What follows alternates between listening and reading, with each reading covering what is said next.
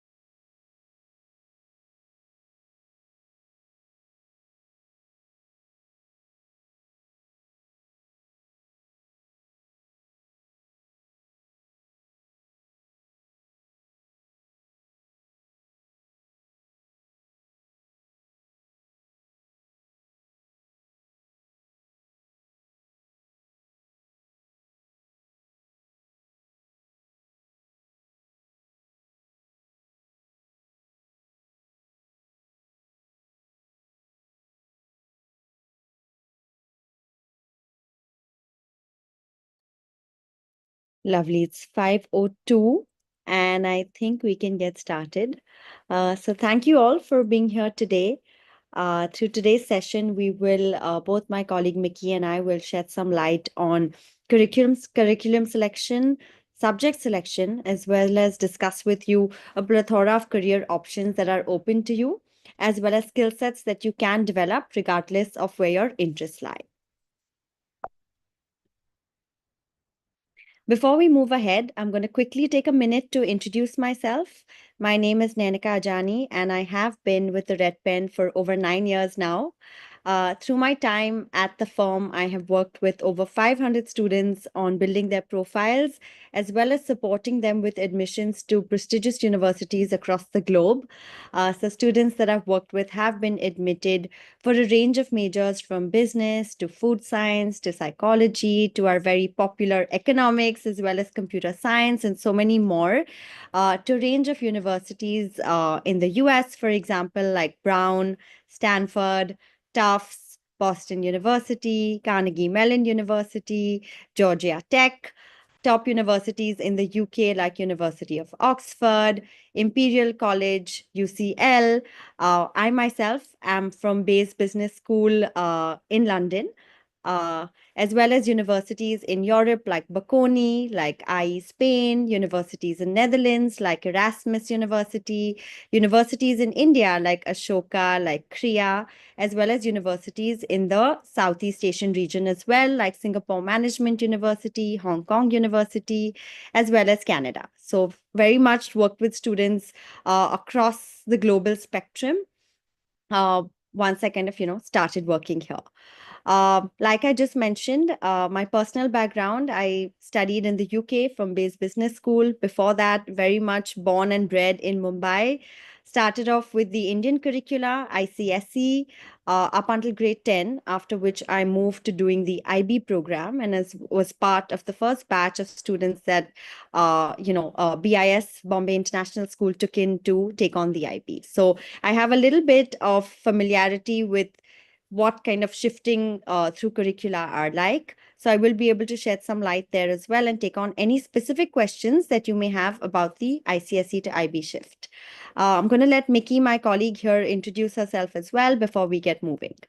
Good evening, everyone. Thank you for joining today. My name is Miki Mulchandani. I have been with the Red Pen for over 4 years now. I'm working with over 100 high school students ranging from grades 8 to 12 to build their academic profiles. My expertise lies in advising on board and subject selections tailored to diverse curriculums, making sure that the academic and extracurricular profiles are ready and enhanced for their university admissions.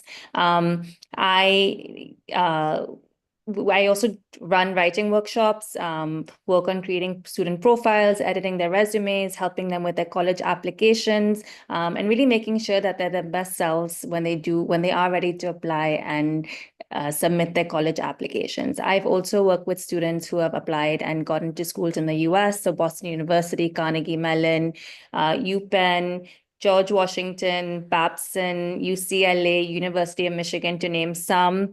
In the UK, Warwick, King's, Manchester, University College of London, City University of London, and now more recently, a lot of schools in Canada, India, Hong Kong, Singapore as well. A bit about my background: I have a degree in psychology from Boston University, and I studied my IGCSE and A level in Hong Kong, and now I'm based in Mumbai. Lovely. Thank you so much, Mickey. Before we move on, I'd like to share a very exciting development that has taken place at the Red Pen. One of its kind opportunity. We've partnered with the US News and World Report, a 90-year-old American media giant, known for its unbiased journalism. They have invested strategically in the Red Pen. US News and World Report definitely is the global authority on college rankings, definitely a website that most of you, I'm sure, would have heard of or rely on, or at least definitely do take a look at when trying to kind of understand a little bit about colleges and where they kind of rank and stand on a global scale. The US News and World Report definitely is known for its insights, data, in international education as well as other fields. So very, very excited about this new, very recent collaboration that a lot of you may have heard of, but something that I definitely like to share on this platform. The Red Pen is a boutique education consultancy. We're an independent consultancy, and we work with students, as we like to say it, from preschool up until PhD. So we cover the entire spectrum from working with students through their undergraduate applications, students that are considering boarding schools as well, masters as well as MBA programs across the world. We have worked with students who have been admitted to top schools in the US, UK, Canada, Europe, India, Asia.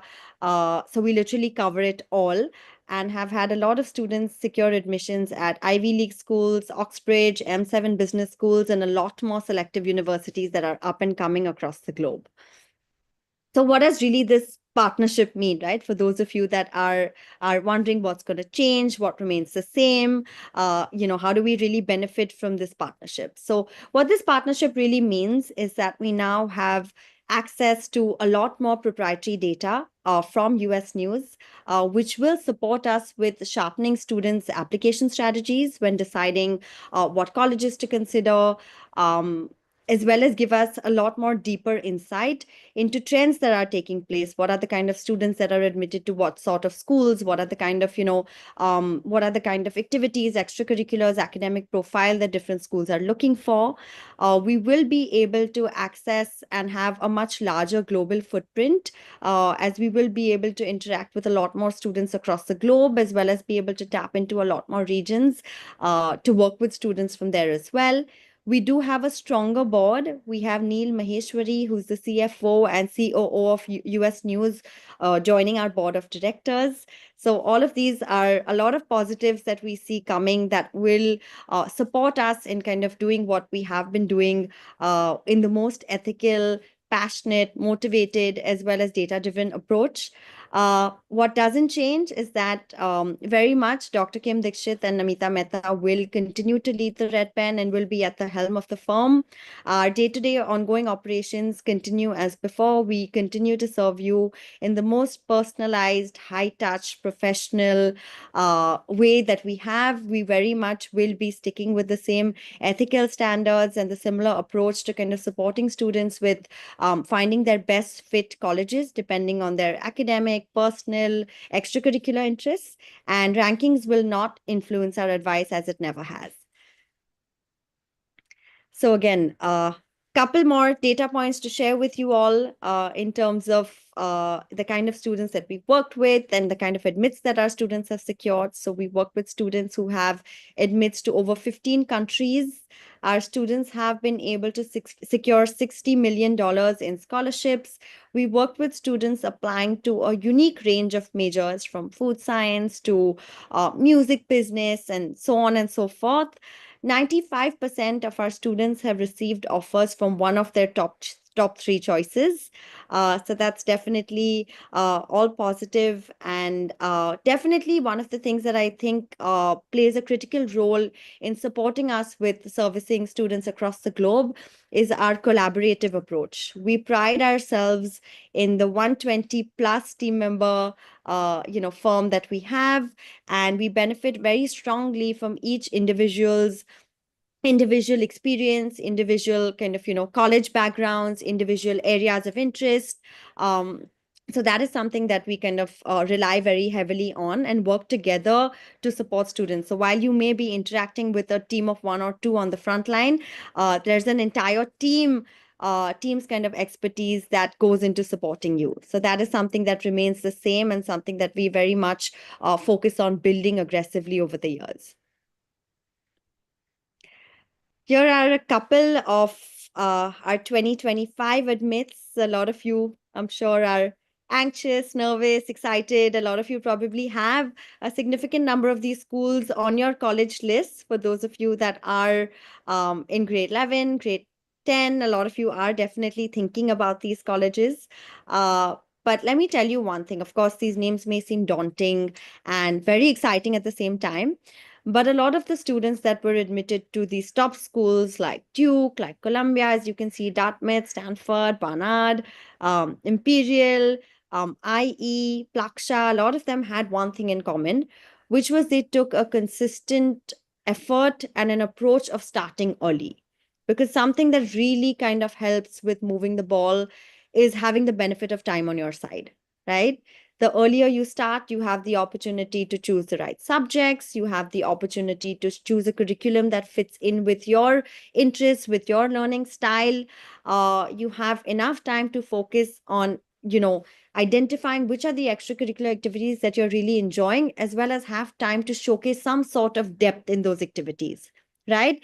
So, a lot of universities globally like to see students focus on a couple activities related to their areas of interest, but show some sort of depth, show some sort of continuity in those activities rather than indulging in a whole list of different activities. So starting early really did support a lot of these students. I'd say a large bunch of them, a good 18 to 90% of students that have been able to secure these wonderful admits have started working with us as early as grade 9. So that has been something that has played a critical role. At the Red Pen, like I was mentioning earlier, we do believe very strongly in starting early. I think that's the key to kind of being able to manage your academic profile, your extracurricular profile, as well as having enough time to appear for standardized tests, as well as do well in the curriculum, as well as spare enough time to focus on the application strategy. Right, grade 11 onward, I think somewhere halfway through, it's all about kind of putting together your colleges. It's all about kind of packaging your application, putting together your storyline, and actually, of course, putting it down on pen to paper, right? You may have done a whole list of activities between grade 8 through 11, but if you're not able to execute it in the right way, if you're not able to kind of, pitch yourself in the most positive as well as most authentic light, a lot of that kind of doesn't do itself justice, right? So we do work with students from grade 8 onward. Grade 8, I think a lot of students have a lot of time on their hands, and so we have enough time to explore a lot of academic, non-academic interests. A lot of students do get the time to really be able to understand what majors are out there, what career prospects are there, and in a very kind of periodic manner, able to explore these areas while being able to identify where their genuine interests lie. Grade 9 is when, of course, we're able to identify 3 to 4 activities that are important to the student and support them with delving deep into those activities, right? So if research is your thing, what more can you do? What are the different kind of research papers that you can do over a period of time? If community service is something that you enjoy, how can you kind of take that activity further to benefit a larger number of people in society? How can you create more impact, right? Again, if internships is something that students enjoy doing and really enjoy that hands-on learning experience at a firm, what are the different areas they can kind of intern within? How can they kind of keep learning? How can they kind of have enough time to explore different interests? That's kind of when grade 9 is the time to focus on that. Grade 9 is also a time when we work with our students in supporting them with their psychometric evaluation. We work with them very closely while assessing their grades, their psychometric kind of their psychometric evaluation, and being able to support them with choosing the right subjects, as well as start thinking about the right curriculum that would be a good fit. Would A levels work for a student? Would the IB be an ideal program? Or would the Indian board be more suited for a particular student? For those considering medicine, for example, taking the Indian board is a good option. So those are kind of decisions that we're able to take early on.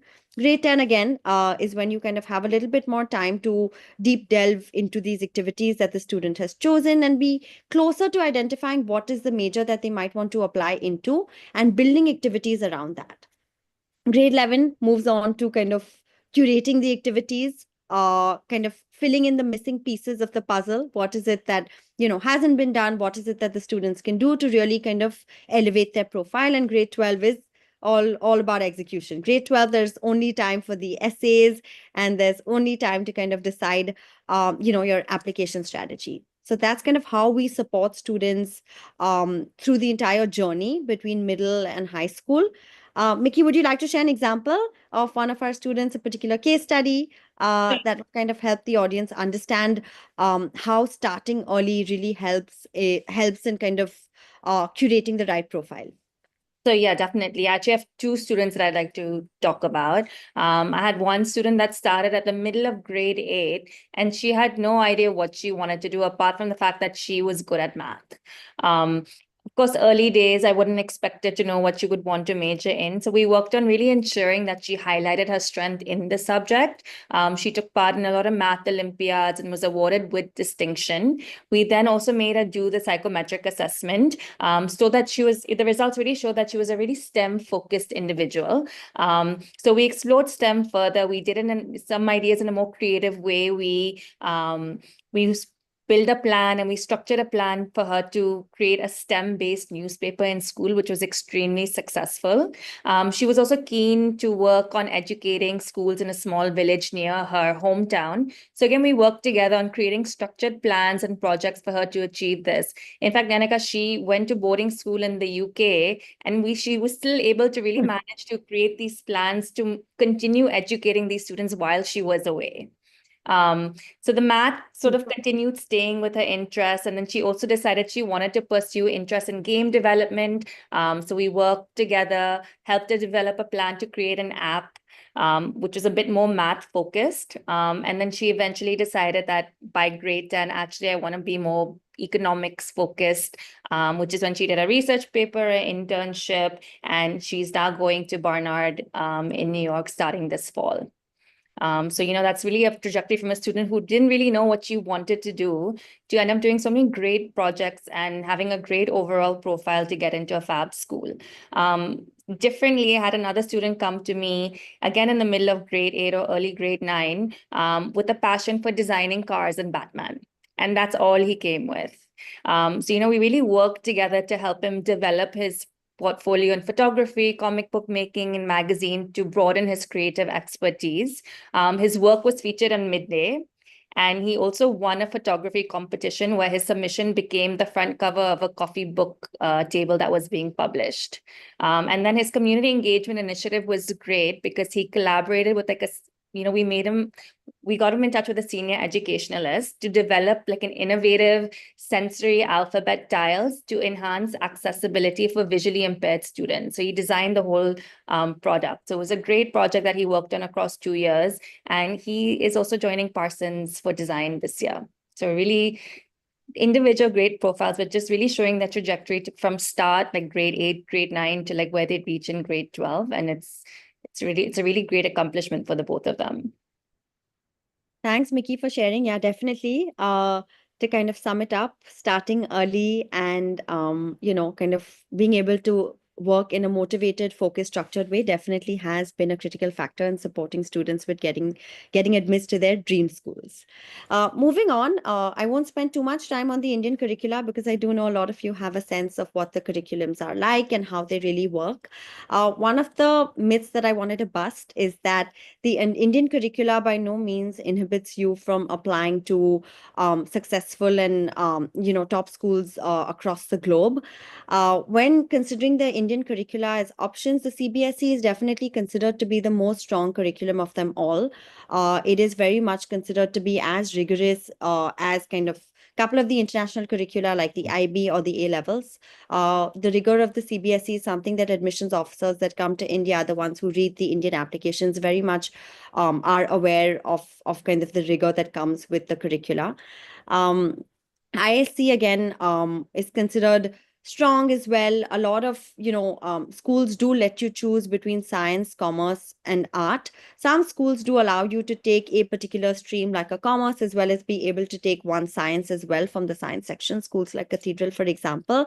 Of course, English is mandatory, and something that students can do to strengthen their profile when taking the ISC is consider taking couple advanced placement exams to add strength and diversity to their profile, right? But the ISC does allow you, similar to kind of couple of the international curricula, does allow you to have a mix of subjects.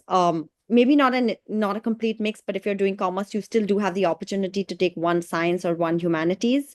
HSC, on the other hand, does require you to choose between science, commerce, as well as art. HSC is considered to be relatively lighter than both the ISC and the CBSE. So for students who are considering the HSC board, again, taking 5 advanced placement exams is something that is recommended in order to kind of add rigor to their profile and look at the topmost competitive schools and kind of be at par with students kind of that have taken on the CBSE or the IB or the A levels. Yeah, so that's a little bit about the Indian curricula. You do get to choose when students are not sure about what they want to study. Taking science definitely does leave maximum options and choices open for the student. Of course, from science, a student who has a science background, has the lab sciences, has math, is able to move to a humanities or a commerce stream, but vice versa, it is a little harder. So for students that are not sure, taking science is something that can be helpful and keep your options open for a longer duration of time. There are a few universities, again, which is why it's important to be aware of these factors early on. There are a few universities like University of Oxford, where for few of the programs and courses, they might not accept the HSC or the ISC. So these are things to research about and be aware of, and something that we really work hard with students when we know what their end goals are like, what their aspirations are like, what their dream schools are like. We're able to work with them backward to identify which curriculum would be most suited, as well as inform them if there are a couple programs that they might consider early on that this is a subject that you would need, or if particular subject is something that we're deciding to do away with, like for example science, or particular board doesn't work, let them know early on, so they're aware early on in terms of what decisions they're taking along the way. So with the international curriculums, we have the IBDP, Cambridge A levels, and the American high school curriculum. Again, another myth to bust is It's that it's IBDB and A levels are accepted by most universities globally. So there's a bit of a misconception that everyone should do IBDB and Cambridge A level is not as competitive. It's not true. In terms of IB, you're taking 6 subjects across languages, sciences, humanities, and math, 3 at a higher level, 3 at a standard level. I always believe that students who are sort of unsure what they want to major in, have different interests in various subjects, and just sort of want to hold a more holistic approach in their subjects, is more suited to take the IB. In terms of the A level, you choose anywhere between 3 to 6 subjects. English is mandatory for students in India. You have to take English for 1 year, and you're in more in depth with these subjects. So, for example, if a student wants to study medicine, it would probably be more beneficial for them to take the A level because they'll focus on their biochem, maybe a math and physics to just show a bit more academic rigor. So it's less subjects, more in depth, but it's more focused and catered to what they want to major. So if a student really knows what he or she wants to major in, there's no issues with them taking the A level. And then again, if a student is sort of interested, maybe 2 or 3 subjects, is a bit unsure, similarly to the Indian boards, taking your sciences does make you have a more competitive profile. You want to make sure you're able to take rigorous subjects that is offered by your school. Again, in terms of rigorous, subjects that the student will also do well in. You're not going to take subjects and really struggle and not do well. Again, it's always a conversation that we have with our students, really go through it. It's a long conversations at the Red Pen that we have with our students to ensure that they will be successful in their academics. There is also the American high school curriculum. Again, there is no standardized US high school curriculum. It's divided into core, advanced places, courses, and honors courses. So students need to achieve a certain number of credits within their course to move on to the next year, which will be a requirement when they do apply to colleges. Lovely. Thank you, Miki, for shedding some light on that. For any specific questions on IB subject selection as well as A levels or any of the Indian curricula, we're more than happy to take that on at the end of the presentation. Yeah. Subject selection again, very, very important area to focus on, very, very important decisions that students need to take for grade 9 and 10 as well as grade 11 and 12. Subject selection is actually a lot more critical, a lot more important than curriculum selection. So regardless of the curriculum that you do, what admissions officers look at other kind of mix of subjects that you do have. There are a couple core subjects that students should try and include in their curriculum as much as possible. Of course, there are variations to this, and there are specific cases where students might not be able to, because certain boards, for example, the A levels might allow you to kind of not necessarily have each of the core areas. But what really are the core subjects, right? So your 4 years of English is something that is considered to be core, something that, in fact, all curricula require you to do. 3 to 4 years of math. Again, this is not mandatory. There are curricula that allow you to drop it, that allow you to kind of not take it at all. But the skill sets and the learnings that students develop through math is something that is considered to be very significant and, support students regardless of whatever discipline they may decide to pursue as they move ahead. So it is as much as possible. Do try and keep the math on till as late as possible. 3 to 4 years of lab sciences. Again, now your lab sciences are only your physics, chemistry, and biology. ESS, design tech are not, computer science are not considered lab sciences. So admissions officers do like to see some level of lab sciences, 1, 2, or 3 as part of students' profile. So even kind of trying to factor that in is helpful in some way or the other. 3 to 4 years of history and or a social science. So history, geography, again, are subjects that are looked at favorably, and 2 to 4 years of a foreign language. So now a lot of the curricula do allow you to take an additional language. So that is something, we get asked very often. That is something that is helpful and beneficial. As you can see on interacting with the admissions officer from Boston University, this is kind of the recommended high school curriculum. That is something that admissions officers would like to see in an ideal case. Subject selection must also be made keeping in mind students' academic interests. So again, for students who are interested in engineering, computer science, AI, data science, an important subject mix entails math, physics, and chemistry. Of course, the level can be, of course, the levels for each of them can be discussed based on the curriculum that the student takes and the rigor that the student is looking to add to their curriculum. For example, if you do look at the IB, the strongest mix, in fact, across the board would be having math, AA, as well as physics at the higher level. So if a student does have that, considering taking maybe something like a chemistry at a standard level, and another social science maybe as a third higher level is something that students can consider. You don't necessarily have to have the mix in the most rigorous way possible. Based on students' academic scores, we support them with how they can kind of balance this mix while maintaining all the subjects that they need for a particular area. Economics, business, management, the most important subject, in fact, the only subject that is really required is math. You can pursue a degree in economics or business without having taken economics or business through high school, right? So, a lot of your universities that will, especially in the UK, that may have conditional offers that will have entry requirements. The most important subject that they consider is math. So, definitely do try and entail that in your mix. Again, math, depending on the curricula, there are various levels, as well as, whereas the IB is considered, there are two types. There's your math AA, your math AI, and each of them, are more suited to one or the other. For students that do take economics, math, AA is recommended. For students that do consider business or finance, again, they can consider doing a math AI. Math AI is more focused on statistics. It's more to do with real world application, whereas math AA is a lot more focused on concepts and data, right? So, kind of proofs, those are kind of data modeling. Those are the topics that are really covered more through math AA versus AI. So, again, how to kind of choose which one to take and how to decide if your child is capable of taking it at the higher level or the standard level. Math definitely is considered to be, math AAHL, in fact, is considered to be one of the strongest and one of the most competitive IB subjects.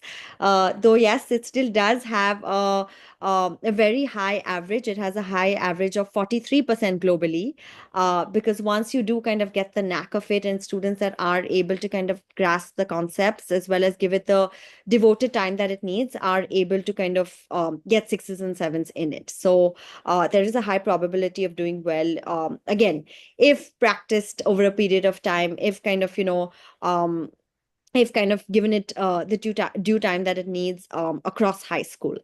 Again, communications, humanities, as well as the languages, these areas, they're no really required subjects, but they are very essay-based subjects. So for students who are considering applying to kind of one of these degrees, subjects that do have a lot of essay-based writing are subjects like your history, like your English. So can consider considering some of those as part of their subject mix. Medicine, on the other hand, biology, physics, chemistry, as well as math is recommended. So, this is in a nutshell for those of you that may have a specific area that you're considering and want to kind of deep dive into identifying the right subject mix. We will be kind of offering complimentary 15-minute sessions with all of you. So, please do feel free to reach out to us post the webinar, and we'll be happy to kind of guide you based on your academic scores and your interests. What is the subject mix that would work best for you? So how do you really choose the right subject mix, when kind of thinking about it? Couple of the questions to ask yourself. Are you meeting the minimum subject requirements of your choice? So we just discussed subjects relevant to a particular major. So that is something that's definite. You should try and entail the subject most relevant to your major as part of your subject mix. Again, you can decide the diversity, the rigor by playing to your strengths. There are certain subjects, for example, geography. Geography is considered to be geography, economics, both actually are considered to be competitive subjects, but still are considered to be very scoring. So when taking, if you're kind of looking at a very science and math heavy subject mix, adding a certain element of one of the social sciences definitely will kind of balance out your rigor and support you with that. do you have all the core subjects in your mix? Again, you don't have to have all the core subjects. Try and include as many as possible. Um, some of them you might not be able to entail, and that's absolutely okay. But definitely try to balance out your subject mix and play to your strengths. So if there are certain competitive subjects that you're taking, all kind of, four of your subjects when doing the A level, or six of your subjects when doing the IB don't have to be as rigorous. You can balance it out by taking, a more scoring subject, or a subject that kind of that kind of you enjoy, that might not be related to your major, as part of the mix as well. Yeah, so we'll any specific questions. I know subject selection is something that we do spend a lot of time with families on. In fact, 3 to 4 sessions is something that where we kind of, discuss each subject. We kind of go through the level of competitiveness depending on the curricula. What, really is the curriculum difference between an SL and an HL for a particular subject? What are kind of, your strengths from a skill set perspective as well? How do you like learning? What do you enjoy? What are the, other interested related subjects that you've taken that you like, that you kind of like studying, and then are able to put together the right subject mix. So we do put in a lot of time into that. A lot of research is also done depending on the country that you're looking at. So again, if the UK is something on your radar, a lot of universities will have specific entry requirements for courses. So it is important that you know that early on in grade 10 itself when deciding what subjects, and don't find out a lot later and realize that, oh no, I haven't been able to take that subject and I wish I had known earlier. So yeah, moving on. Miki, I'll let you take this Yeah. forward. Just to add to that, we also work with students once they have started the curriculum. And for example, if it's not going well for them, or if they decide that they want to make a switch in subject choice, or if they want to go from, for example, from higher level to lower level. So, we are really making sure that we do hold their hand throughout the whole process. And, which happens. Yeah, so we're always there for them. I think what's really important for when a student goes to higher level school or to college and post college are just core skills. So we really also focus on ensuring that our students develop certain core skills over the courses from grade 8 to grade 12 that they can take on to college and they can take on to the working world when they do graduate. So what are some of these skills? Cognitive skills are really important skills that we focus on, and we ensure that our students develop over the time. Any sort of analytical thinking, creative thinking, reading, writing, math, the core skills that one should have when they do take it forward in college and their working life, any sort of systems thinking. So how do we do this? We encourage students to really be part of debate clubs, join a robotics team, for example, really be focused on any math or science-based clubs, or any sort of creative writing, workshop projects or passion projects that they can really think out of the box and really use these skills to enhance their knowledge in the subject.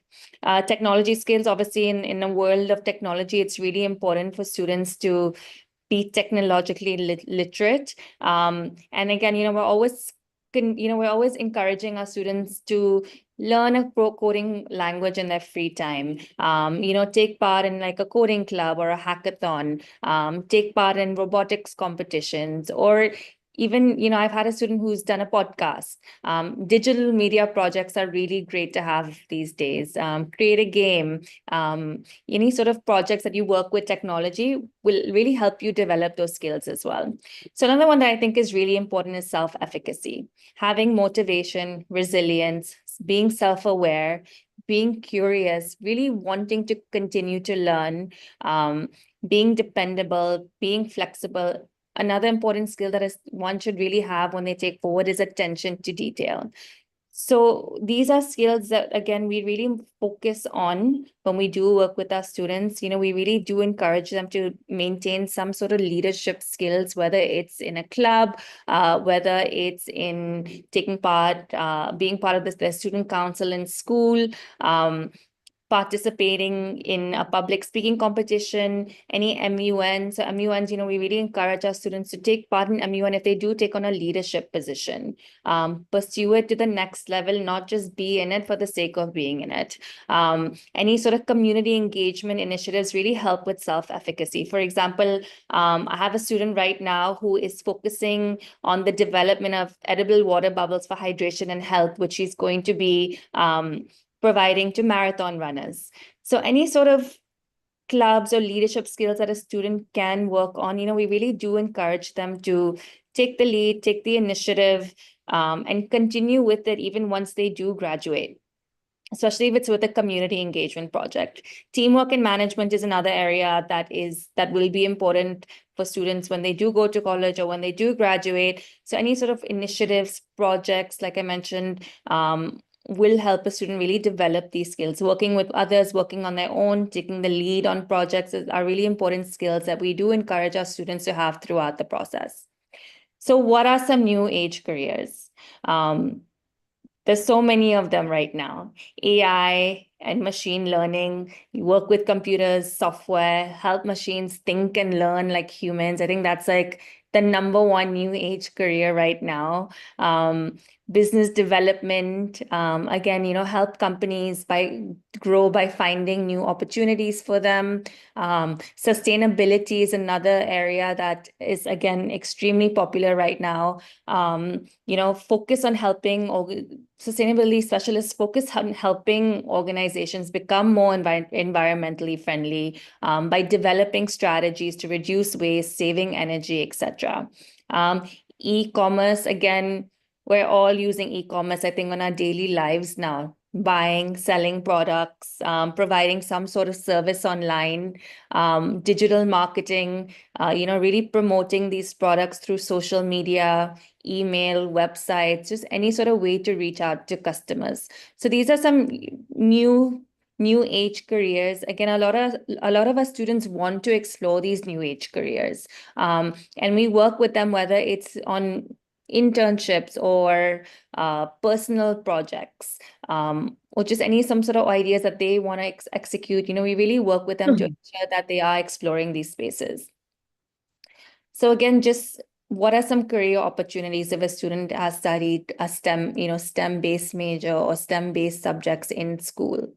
Anywhere within the sciences, software development, engineering, whether it's within the biomedical space or the aerospace space or the environmental space, robotics, again, artificial intelligence, a great area. And actually, we're seeing a lot of students really have a strong interest for maths these days and really wanting to pursue a really math-focused career or major as well. As Nainika said, economics and management. Again, economics is an extremely popular major. What does one do with an economics and management major once they do graduate? There's several options. You can work in finance as a financial analyst, in investment banking, management consultant. Again, like I mentioned, business development, HR, operations, risk, and even start your own business. Social sciences and humanities, psychologists, again, you would have to probably take that further in terms of education, working as a social worker. I myself have a degree in psychology and I'm an education counselor now. Historian, anthropologist, journalist. These are some career options in social sciences and humanities. And then in design, again, graphics designer. Another popular one these days is UI UX designer, a lot of interface stuff, creating interfaces as well, fashion designing, web designing, animation, architecture, advertising, and user research. Thank you, Miki. So a lot of these new age careers out there, lots of students considering, very excited to kind of explore, know more about these majors, take on projects related to these majors. So moving on, we're going to talk a little bit about a couple specific areas, couple of the popular ones that we do see students applying into, and share a little bit about relevant extracurricular activities that students can consider the right subjects. I think we have covered, whereas engineering is concerned, we have covered in an earlier slide your math, physics, chemistry, very, very critical, something that is a definite for students to have as part of their subject mix, regardless of if they decide to do electrical engineering, automotive engineering, aerospace, mechanical, any of them. The combination of these three subjects really does help students as they are in college as well, pursuing these degrees. Um, Couple of the skill sets that are relevant and definitely are kind of impressive to an admissions officer. But not only that, they also support students as they kind of pursue these degrees at college, because it's very, very important for us to ensure that students are also college ready and are able to kind of cope up with the academic rigor that is kind of, for them to come at university. So they should have developed a couple of these skills: analytical thinking, problem solving, critical thinking, hands-on learning. With engineering, there is a lot of focus and a lot of kind of there's something there's a lot of value in seeing students having actually created something, right? Because it's such a hands-on, it's such a practical kind of area to pursue, that some sort of project, some sort of creation, a device.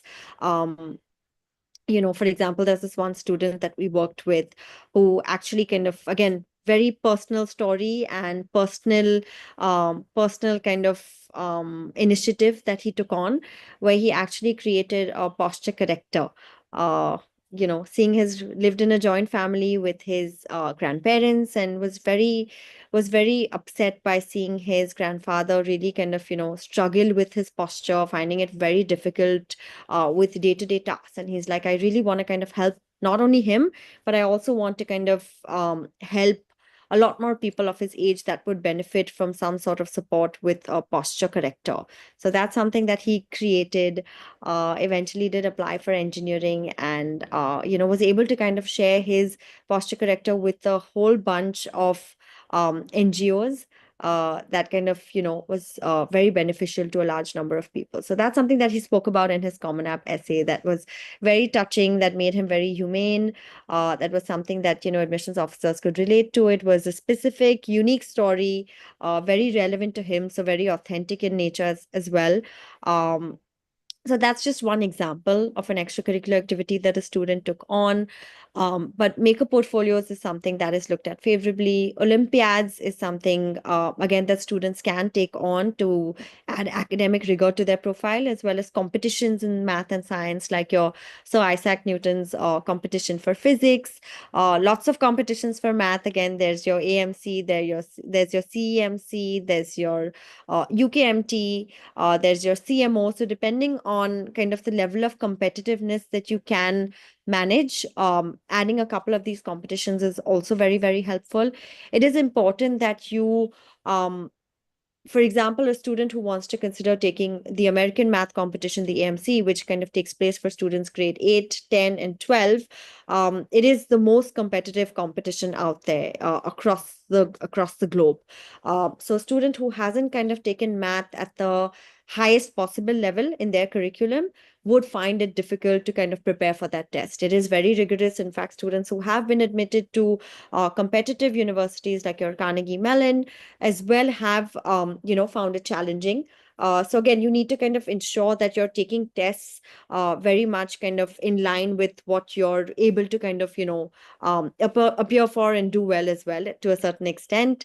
Research fairs, again, where students kind of showcase different projects that they put together. Any sort of research which involves primary data, secondary data, as well as something that is looked at favorably, whereas engineering is concerned. And again, with engineering as well, there are so many different types of engineering that students can choose from, but a lot of them don't have exposure. They're not aware. They're only aware of, the most popular sorts of engineering. So again, a large part of what we also do is educate the student on, engineering is something you're interested in. These are your other extracurricular interests. Say, for example, you love cars. You can definitely do look at areas like automotive engineering as well. You can do projects, internships with kind of car-based firms as well. So really a large part of what we also do is give students an understanding of what's out there, so they're making educated choices based on their interests when pursuing different majors.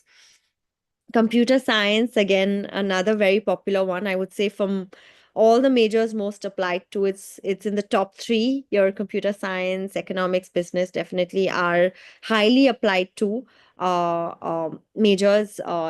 So again, from a subject perspective, your math, physics, chemistry, very similar to engineering, are important. From a skill set perspective, definitely some sort of coding, problem solving, critical thinking, hands-on learning is what is looked at through activities that students pursue. But again, putting down, on any of your application forms, like your Common App form, just putting down that different coding languages like your Python and your Java is kind of not enough, because anyone can put that down, right? I have no knowledge of any of these coding languages, and I could very much put it down on my application. So what admissions officers are really kind of looking for is looking to see what students have created with that coding knowledge, right? How have they kind of taken their interest forward? How have they applied it? Um, Again, an example of a student who has taken her interest forward in computer science. She kind of knew Java and Python, and we kind of spent a lot of time. Again, from grade 8, we worked with her. We spent a lot of time getting to know her. And one of the things that she shared with us, which was, one of something that bothered her, was that someone in her family suffered from autism, and she really wanted to kind of support. She felt like there were a lot of medications to be taken. They had to be taken at the right time. So what she actually did was created an app that supported with all the medications needed for that particular situation, and how to kind of time it in the right possible way, how to have alarms to ensure that it's not forgotten, and share that again with a wider audience. So again, something that was very personal, relevant to her. That is something that really helps students write beautiful essays when they're able to put forward their genuine interest. There's also a lot of motivation that we see from students when they're able to kind of support or give back to an area that they are personally passionate about. Rather than kind of working on a list of activities that look good from an application perspective, working on two or three activities or areas that the student has a personal interest in definitely does help and go a much longer way, because the student is able to focus on it over a period of time. As the student eventually does need to do the execution, right? We ideate with the student, we come up with a plan, we come up with a timeline, we support them with the resources that they need to execute a project, but eventually they're the ones that have to do it. So it's very important to ensure that they're doing something that they enjoy. Again, prototyping, math and science competitions, very again, are considered to be very favorable from a computer science perspective as well. Lots of career prospects out there with computer science as well. In fact, AI, as Miki was talking about earlier, is definitely changing the world. And similar majors as well: game designers, software engineers. A lot of these kind of career prospects are out there, and we do spend some time talking to students about what each of these career prospects really mean, and which are the ones that would potentially be something that they'd like to kind of consider. Another popular one, economics and business. Again, like we spoke about in an earlier slide, math is very, very, very critical for economics and business. A lot of the top schools are looking for students having taken math at the highest level possible in the curriculum. There is a lot of focus on the math score as well.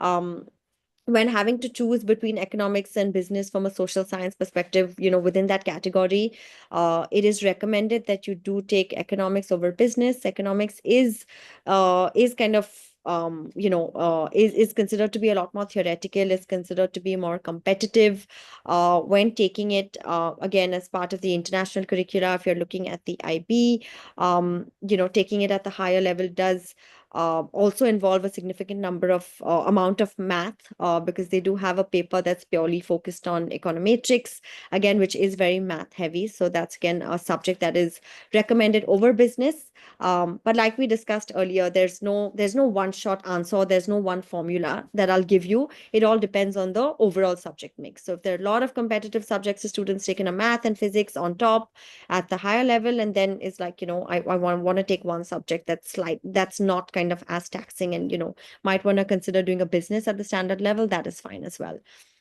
From a skill set perspective, again, research, writing, leadership, a large number of roles do entail quantitative skills that kind of are very, very relevant for the different career prospects that are out there for both economics and business.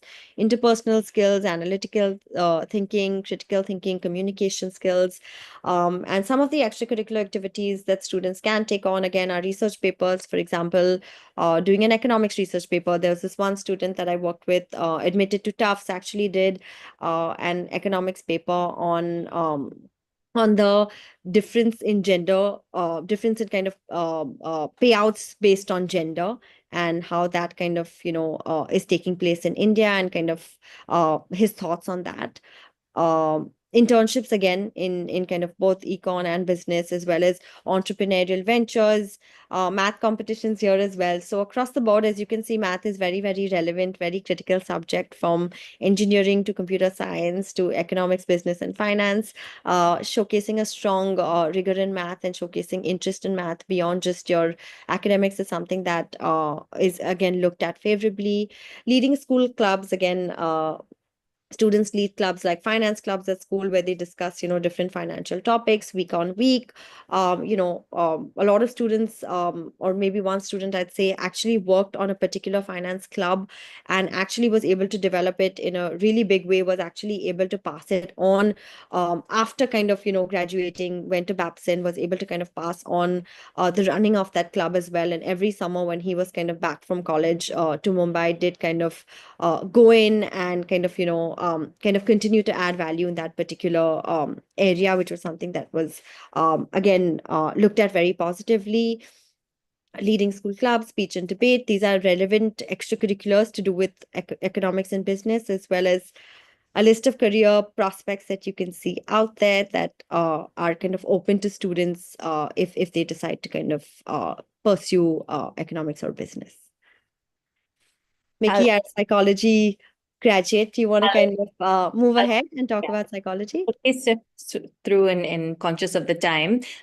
With psychology, biology, and math, again, is most important. Statistics is important for psychology. So it's important to take math at a higher level, or explore math at a more intense space. You don't really need psychology in school to study psychology. Most students will end up taking psychology if it's offered by their school, because that's where they want to sort of learn about the basics of the subject. But essentially, biology and math are most important. Communication, empathy, ethical awareness, active listening, problem solving, flexibility, and resilience are important as well. In terms of relevant ECAs, hands-on research projects and gathering data on topics such as like mental health and community health are important, or even conducting surveys to complete like an analysis and review. Take leadership roles in clubs, take leadership roles in like a community organization, for example, manage mental health projects with children and adolescents, volunteer at an NGO for community case studies, collaborate with mental health counselors on relevant issues, have like a peer support group focused on mental health, is something that one of my students is doing. Really showing interest in psychology and like participating in some sort of research and comprehensive, working on comprehensive projects. You can also take courses online and learn. But doing a bit more of a research is more important, and will add more value to a student's overall profile versus like doing these online courses. Any sort of internships, shadowing with in a hospital or a clinical setting is also nice to have. In terms of career prospects, again, working within the psychology space, working within the HR space, working as a teacher, or even like with what I'm doing in academic counseling or academic research. Biochem and medicine, again, another space that's becoming extremely popular. Biochem, math, important subjects for biochemistry and medicine. We would encourage students to engage in these three subjects at a higher level. Problem solving, critical thinking, analytical skills, attention to detail, communication, and most important is empathy. Especially if a student wants to study medicine, it's extremely important for them to have empathy. Again, engaging in high level activities such as like a research paper is important. Working in a lab is important as well. Volunteering, shadowing in a hospital across various medical domains is important as well. I have students who are studying medicine now, and we are working with them in terms of interview prep, in terms of helping them with their shadowing, etc. We do have a comprehensive team that does support students who are interested in medicine.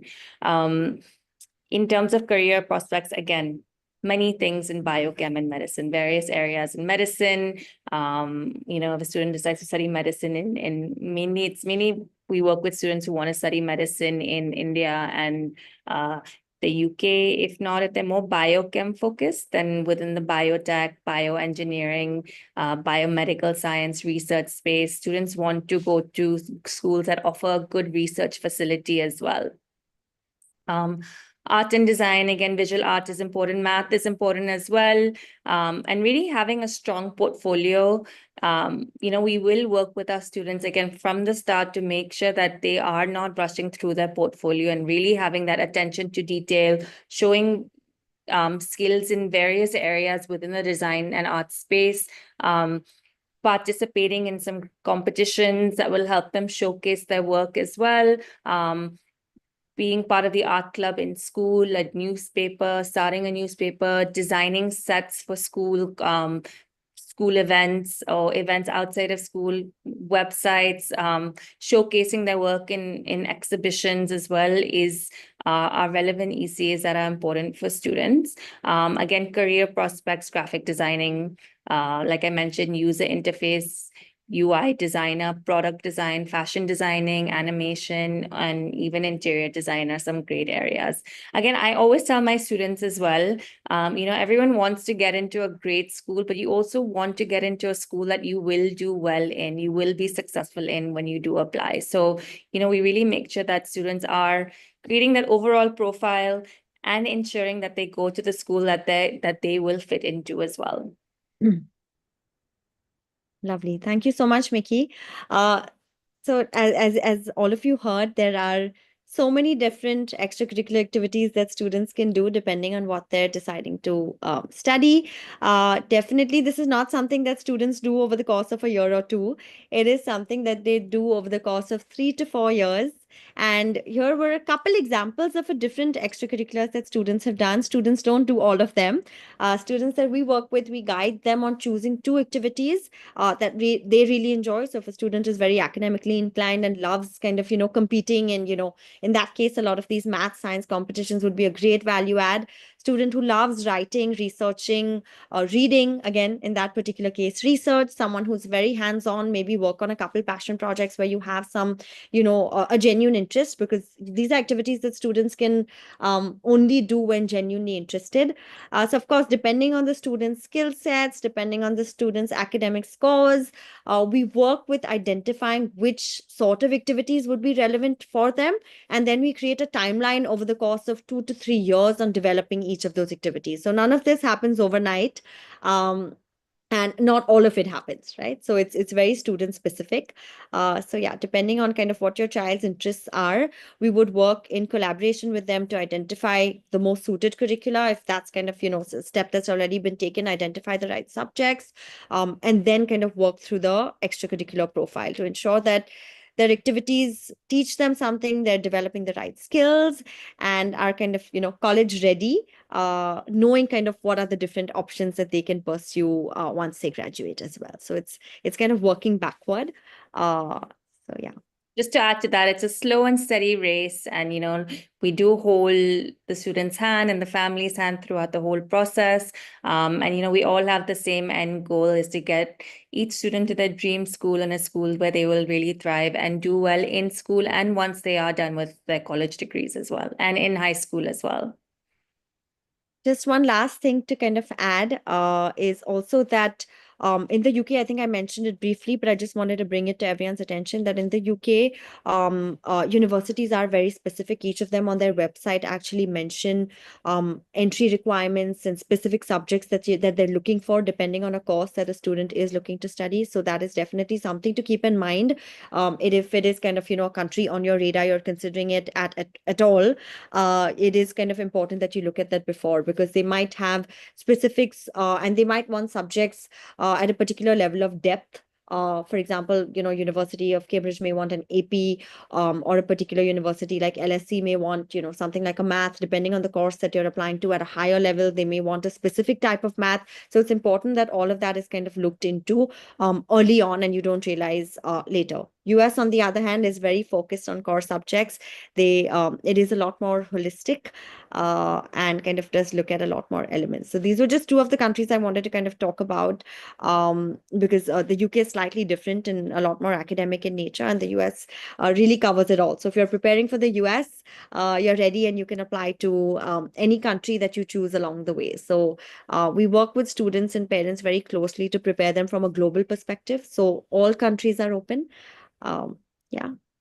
Lovely. Thank you so much all for listening in. I have tried to answer a couple of the questions that I've seen um in the Q&A section. I think I've been able to answer two. We have another question that says, do you need chemistry to study psychology outside India? You don't need chemistry to study psychology outside India. We need bio and math. Bio. Yes. Lovely. We had another question about pursuing business or economics without having taken math in grade 10. There are options to kind of add that math component through APs. So that is something, advanced placement exams, that students can also do. So we can carve out a plan over the next 2 years to include some level of calculus and statistics as part of the students' curricula through the AP. I think those are three of the questions that I've been able to answer. Any more? Just checking. I think we've been able to answer all in the chat box so far. For anyone that does have any questions that we've not been able to take them on, or you want to kind of reach out to us, please feel free to book an appointment here, and we'd be happy to schedule individual sessions and answer your questions. Yeah. Thank you so much, all. Have a lovely evening, and we look forward to being in touch. Thank you.